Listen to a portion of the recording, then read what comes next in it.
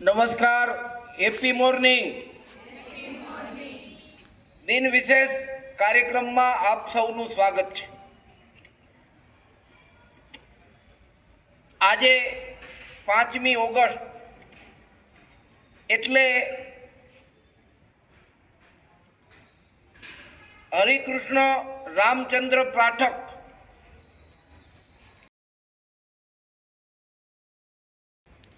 August 1938ના દિવસે બોટાદમાં તેમનો જન્મ થયો હતો.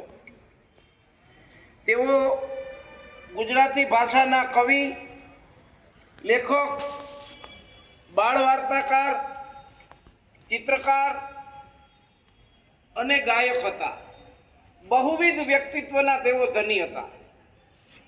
એક બહુ સારા શિક્ષક, ગુજરાત રાજ્યના સચિવાલયમાં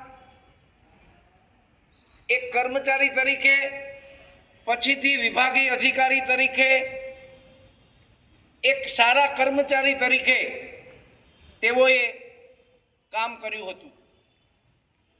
તમે લોકો જાણતા હશો કે ગુજરાતી સાહિત્ય પરિષદ કે જે ગુજરાતી ભાષાના સંદર્ભમાં કામ કરે છે તેના તેઓ ઉપાધ્યક્ષ પણ રહ્યા હતા. અનેક પારિતોષિક તેમને પ્રાપ્ત થયા હતા.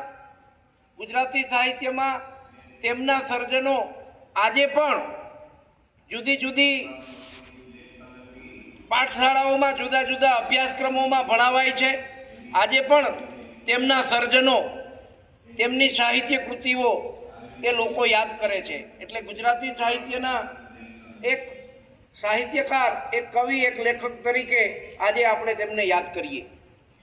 બીજી એક મહત્વની બાબત છે, આજના દિવસમાં લલિત કલા એકાદમી. આ લલિત કલા અકાદમીની સ્થાપના દિલ્હીમાં થઈ હતી. સાંસ્કૃતિક વિભાગ, કેન્દ્ર સરકારનો સાંસ્કૃતિક વિભાગ દ્વારા આ લલિત કલા અકાદમીની સ્થાપના થઈ હતી. ખાસ કરીને જુદી જુદી કલાઓનો દેશ અને દુનિયામાં પ્રચાર પ્રસાર થાય તે પ્રકારનું કાર્ય આ અકાદમીના માધ્યમથી થાય છે.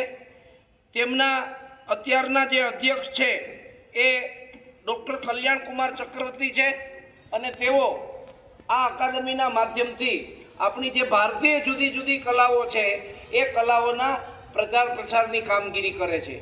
બીજી એક મહત્વની ઘટના જેના નામે છે એ નીલ આર્મસ્ટ્રોંગ, જે અમેરિકાના ઓહિયોમાં 5મી ઓગસ્ટ 1930ના દિવસે જેમનો જન્મ થયો હતો. ચંદ્ર ઉપર પ્રથમ પગ મૂકનાર એ આ નીલ આર્મસ્ટ્રોંગ કે જેને આજે પણ દુનિયા યાદ કરે છે.